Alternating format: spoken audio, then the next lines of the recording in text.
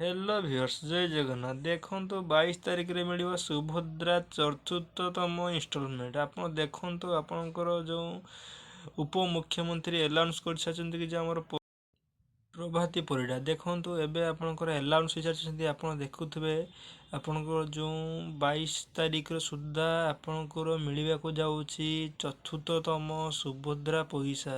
ଦେଖନ୍ତୁ ଆପଣମାନେ ଯେଉଁମାନଙ୍କର ପ୍ରଥମ କିସ୍ତି ବାଦେ ଯେଉଁମାନେ ନୂଆ ବାଦେ ଯେଉଁମାନଙ୍କର ରହିଲା ଦ୍ୱିତୀୟ ତୃତୀୟ ଚତୁର୍ଥ ପାଇଥିଲେ ସେମାନେ ଆପଣ 22 ତାରିଖରେ ହିଁ ମିଳିବ ସମସ୍ତଙ୍କୁ ସୁଭଦ୍ରା ପଇସା।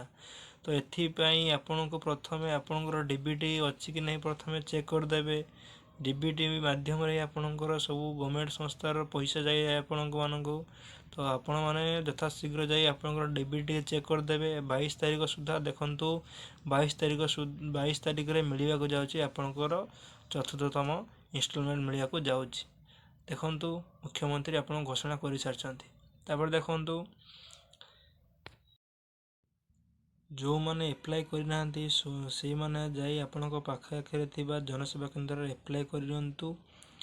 ରହୁଛି ଜୟ ଜଗନ୍ନାଥ। ଦେଖନ୍ତୁ ଏମିତିକା ଇନଫର୍ମେଟିଭ୍ ଭିଡ଼ିଓ ପାଇବା ପାଇଁ ଆପଣ ଚ୍ୟାନେଲକୁ ସବସ୍କ୍ରାଇବ୍ କରିନେବେ। ରହୁଛି ଜୟ ଜଗନ୍ନାଥ। ଦେଖନ୍ତୁ ଆପଣଙ୍କ ନିହାତି କମେଣ୍ଟ କରିକି ଜଣାଇବେ କି ଯେ ଆପଣଙ୍କର ପଇସା ସେଦିନ ଆସିଲା କି ନାହିଁ। ଆପଣଙ୍କୁ ଏମିତିକା କନଫର୍ମେସନ୍ ଭିଡ଼ିଓ ଆପଣ କେଉଁଠି ବି ପାଇବେନି। ରଖୁଛି ଜୟ ଜଗନ୍ନାଥ।